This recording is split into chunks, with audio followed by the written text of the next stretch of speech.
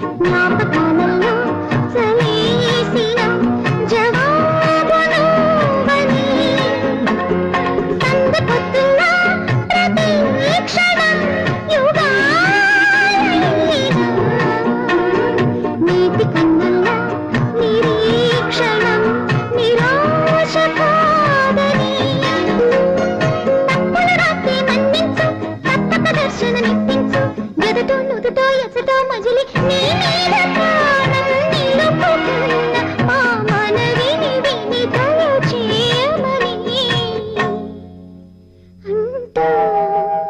మా పెరటి జాన్ చెట్టు పళ్ళన్ని కుశల